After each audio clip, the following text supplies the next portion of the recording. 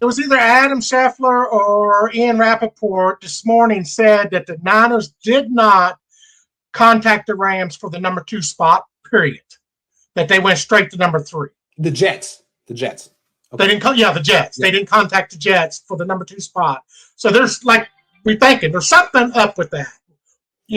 Why not give an extra third round pick? You go ahead and get the second I don't think the Jets want to move down that far. The Jets. Here's the thing about the Jets. The Jets have a ton of picks, not just this year and next year. They don't need more. They don't need to go from 2 to 12. 2 to 3, okay, but they don't need a lot of picks. Keep that in mind. Yeah, I just think there's something up there. I mean, possible. There's Jimmy G maybe to move up to second. I don't know. I don't. Ooh, I hadn't thought of that. Why is our linebacker not re-signed yet either? But Jimmy G to the second. Let's stay with that because I'm thinking if you look at the trade value chart, the difference in points between pick 2 and pick 3 is about 400, I think, and that's about it's 400 exactly, and that's about the worth of the 43rd pick. So I was thinking the Niners have to flip that second rounder, but a lot of people also think that Jimmy's worth it too. So I mean, Warner's worth a lot more than why is the Jets not came out and signed another quarterback now that they gave away their only starter? Really, good question. So hold on. Do they know that Jimmy's coming? This is clever. Everyone's looking at Jimmy going back to the AFC East, and he might. But people are thinking, New England, they don't need Jimmy. They have Cam. The Jets need Jimmy. The Jets have Jimmy's former passing game coordinator, Mike LaFleur. Might work. Maybe Robert who else is on the Jimmy. Jets that can actually that has started the game? Especially if they really do want to take Trey Lance. I mean, that's all the more reason to have Jimmy Garoppolo. Yeah. Maybe draft day, it's the number 3 pick in Jimmy to the Jets for number 2. And if the Niners and Jets are planning something like that, then of course Adam Schefter and Ian Rappaport don't know who they're going to take because there's an upcoming trade on the book on deck. That could explain why everyone's there's going to be some way we get number 2 pick. And I promise you that it's coming. That's your bold prediction that the Niners are going to end up picking 2 and the Jets are going to move down. I think so too. I think there's something to that. And the Jets just have to be careful. They don't really know who the Niners want. It could be Zach Wilson, but what if it's Trey? I think they know exactly. There's too many friendship right there. I mean, there's something inside going on with this big time. So maybe Lance highlight videos, right? Yeah.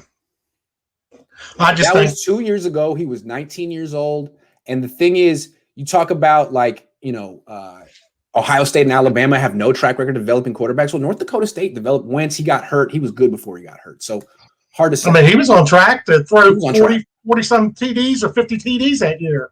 Better quarterback than any Ohio State guy ever. So nobody's ever came from Ohio State. Ever.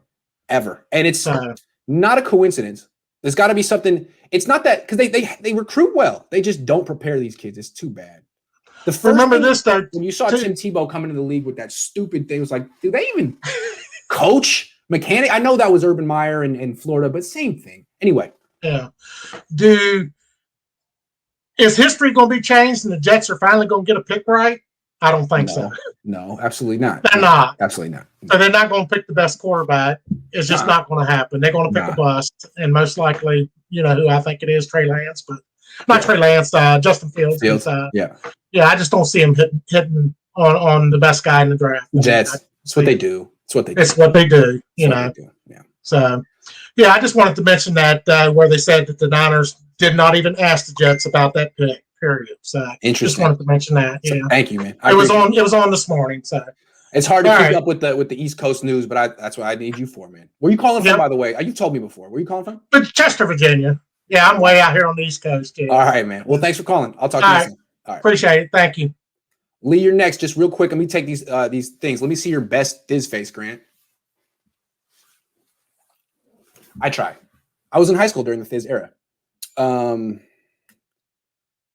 It was funny going to UCLA too, though. The kids from Southern California didn't get the whole hyphy movement thing, and then they would just put on "Tell Me When to Go" by E40, and we were like, Everyone knows that song. Yoel says, Grant, I live in Sweden and don't know the politics in the Bay, but why are all the reporters cowards? Ask straight questions at a press conference.